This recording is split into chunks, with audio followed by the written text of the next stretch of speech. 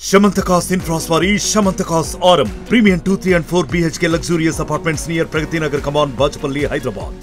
నేను కాకాని గోవర్ధన్ రెడ్డిని సూటిగా స్పష్టంగా అడుగుతూ ఉన్నా. గోవర్ధన్ రెడ్డి చంద్రమోహన్ రెడ్డి గారు చెప్పినట్టు నీది నోరా లేక తాటి మట్ట, ఇంగిత జ్ఞానం ఉండి మాట్లాడుతున్నామని అడుగుతూ ఉన్నా. ఎందుకు చెప్తున్నానంటే మీరు చేసే ఆరోపణలు ఆ విధంగా ఉన్నాయి. గోవర్ధన్ రెడ్డి గతం మర్చిపోయావా? ఆనాడు చంద్రమోహన్ రెడ్డికి 1000 కోట్ల ఆస్తులు విదేశాల్లో ఉన్నాయని ఫోర్జరీ డాక్యుమెంట్ తెచ్చావు. మేమంతా కూడా నిజమేనేమో, మా గోవర్ధన్ రెడ్డి డాక్యుమెంట్లు కూడా తెచ్చాడంటే నిజమేనేమో, ఓయమ్మ 1000 కోట్ల ఆస్తులు అని చెప్పి అనుకున్నాం. ఓ వారం పాటు 10 రోజుల పాటు తర్వాత తెలిసింది ఇవన్నీ ఫోర్జరీ డాక్యుమెంట్లని. ఈ రోజుకి ఆ యొక్క కేసుల్లో పోలీస్ స్టేషన్ల చుట్టూ కోర్టుల చుట్టూ తిరుగుతున్నావు గోవర్ధన్ రెడ్డి. మరి ఆనాడు 1000 కోట్లని ఈనాడు ఏం మాట్లాడుతున్నామంటే సూరాయిపాడు రీచ్లో ఇప్పుడు దాకా ఒక్క ట్రాక్టర్ ఇసుక బోల, పత్రికా విలేకరుల సాక్షిగా సూరాయిపాళెం ప్రజల సాక్షిగా చెప్తూ ఉన్నాం. ఒక్క ట్రాక్టరు ఇసుక బోల, తట్టడి ఇసుక బోల, కానీ 100 కోట్లు సోమిరెడ్డి చంద్రమోహన్ రెడ్డి తినేశాడు. పాపం కాకాని గోవర్ధన్ రెడ్డికి రాత్రిపూట కళ్ళు ఎక్కువగా వస్తున్నట్లున్నాయి.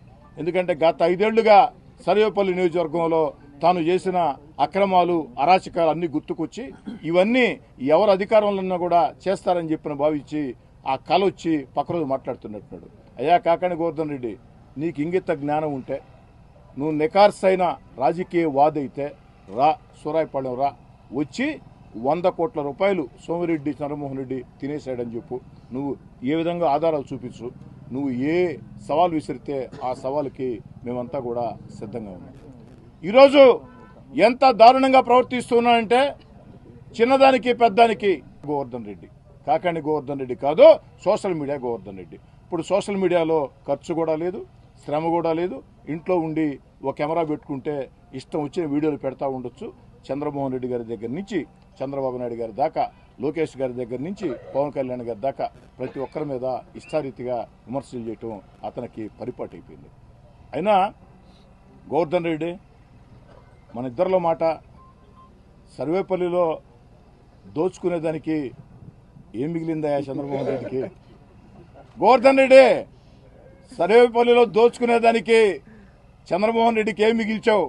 మన ఇద్దరిలో మాట, ఇసుక ఎత్తేస్తివి, గ్రావెలు ఎత్తేస్తివి, డీఫామ్ పట్టాలు దోసేసుకుంటువి, దేవస్థానం భూములు దోసేసుకుంటువి, ఫ్యాక్టరీలోళ్ళు వచ్చి ఫ్యాక్టరీలు పెట్టి 10 మందికి ఉపాధి కల్పిస్తావంటే వాళ్ళని అడ్డంగా డిమాండ్లు చేసి కోట్ల రూపాయలు, వాళ్ళకి మిగిలేదే ₹1 అయితే నువ్వు 2 కోట్లు 3 కోట్లు డిమాండ్ చేస్తే ఏడ తెచ్చిస్తారు? ఫ్యాక్టరీలు సర్వేపల్లికో దండం, ఆంధ్రాకో దండం అని చెప్పని జగన్ గారి దగ్గర నుంచి గోవర్ధన్ రెడ్డి దాకా అరాచకాలతో ఈ ఫ్యాక్టరీలు మొత్తం కూడా ఇతర ప్రాంతాలకు పరిపోయే పరిస్థితి. తీసుకెళ్ళినటువంటి వాళ్ళు ఎవరు? ఈరోజు ఆయన dupe shot Sridhar Reddy, Kotamreddy Sridhar Reddy alias dupe shot Sridhar Reddy. Sridhar రెడ్డికి ఏముంది? అడగపోయి ఆడు ఏం తెలుసు? శ్రీధర్ రెడ్డికి ఏం తెలిసిన మాట్లాడుతున్నాడు. నిద్రలేసినప్పటి నుంచి నీ డూప్ షాట్లు చిన్నప్పటి నుంచి చూసినటువంటి వాడిని. సోమిరెడ్డి నీ డూప్ షాట్ చూడలేదు కాబట్టి నువ్వు పోయి అక్కడికి పోయి గోవర్ధన్ రెడ్డి ఇంటి ముందు సైరన్ మోగటం లేదు, గోవర్ధన్ రెడ్డి ఇంటి ముందు సెల్యూట్లు కొట్టడం లేదు, గోవర్ధన్ రెడ్డి ఇంటి ముందు కాంట్రాక్టర్లు రావడం లేదు, గోవర్ధన్ రెడ్డి ఇంటి ముందు వీళ్ళందరూ రాలేదంటే నా ఇంటి ముందు రారు శ్రీధర్ రెడ్డి. ఎవడన్నా కాంట్రాక్టర్ వస్తే నెల్లూరు రూరల్ టీడీపీ కార్యాలయం ముందు ఉంటాడు, ఎవడన్నా వ్యాపారస్తుడు వస్తే నెల్లూరు రూరల్ టీడీపీ కార్యాలయం ముందు ఉంటాడు, ఎవడన్నా లేఅవుట్ వేసాడు వస్తే నెల్లూరు రూరల్ టీడీపీ కార్యాలయం ముందు ఉంటారు.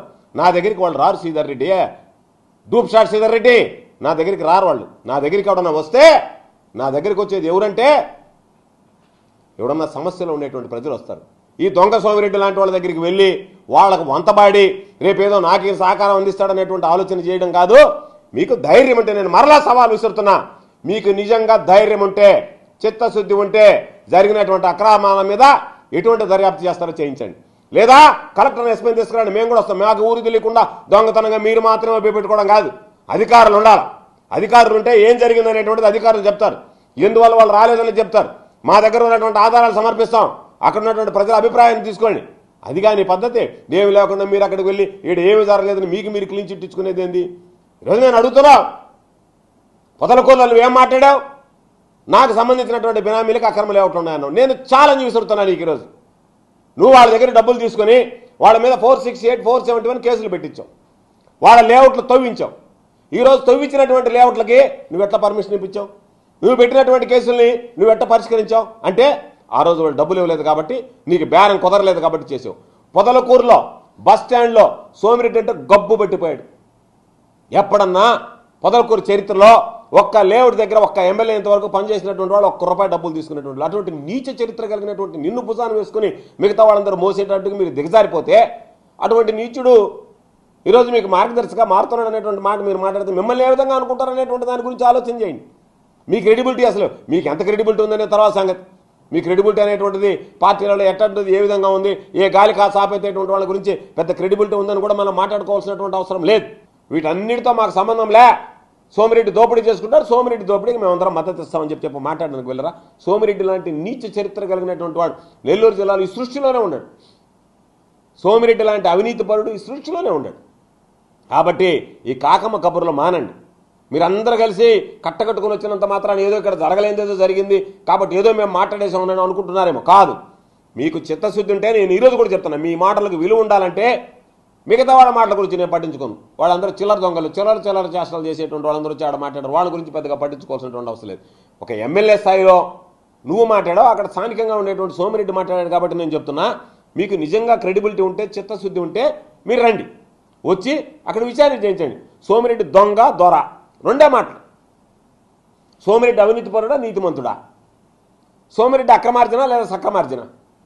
చంద్రబాబు నాయుడు గారు పదే చెప్తున్నాడు ఏమని, మేము ఇటువంటి వాటికి దూరం కాబట్టి మేము ఇటువంటివి జరగలేము అని చెప్పేటువంటి చంద్రబాబు నాయుడు సూరాయపాలెం రీచ్ మీద ఒక విచారణ జరిపిస్తే ఈరోజు అక్కడ తరలించినటువంటి గ్రావెల్ దగ్గర నుంచి దాదాపుగా 300 ట్రిప్పుల గ్రావెల్ తోలారు. ఏ మైనింగ్ పర్మిషన్ ఉంది, ఎక్కడ పర్మిషన్ తీసుకున్నారు, ఎవరికి రూపాయి రాయల్టీ కట్టారు, ఎవరికి రూపాయి రాయల్టీ కట్టి మీరు అక్కడ గ్రావెల్ తోలారు? ఇది అక్రమం కదా? ఇది అక్రమ రవాణా కదా? ఇవన్నీ మీకు కనపడలేదా? ఇవన్నీ మీకు తెలియలేదా? ఇవన్నీ మీకు చెప్పలేదా? మీరు చెప్పకుండానే మాట్లాడిపోయారా డూప్ షాట్ శ్రీధర్ రెడ్డి, దొంగ సోమిరెడ్డి మీరిద్దరు? కాబట్టి నేను ఒకటే విషయం చెప్తున్నా, ఎక్కడైనా సరే ఏదన్నా జరిగిందంటే వాటి మీద మీరు ఏదో వచ్చి మాట్లాడి డూప్ షాట్లు కొట్టి వెళ్ళిపోతామనేది కాదు. చిత్తశుద్ధి ఉంటే నిజంగా రండి, దానికి సంబంధించినటువంటి వివరాలన్నీ మీ ముందుంచుతాం, అధికారులను కూడా తీసుకురండి, ఒక ప్రజాభిప్రాయ సేకరణ చేద్దాం. దాని ద్వారా ఈరోజు నీతి నిజాయితీ బయటపడుతుంది. ఏది ఏమైనా సరే నేను మరలా చెప్తున్నా, సూరాయపాలెం రీచ్లో 100 కోట్ల రూపాయల దోపిడీకి సోమిరెడ్డి తెరతీసినటువంటి మాట వాస్తవం. మరిన్ని వీడియోస్ కోసం ఛానల్ ని సబ్స్క్రైబ్ చేయండి, లేటెస్ట్ అప్డేట్స్ కోసం వాట్సాప్ ఛానల్ ని ఫాలో చేయండి, అండ్ లింక్ డిస్క్రిప్షన్ లో ఉంది.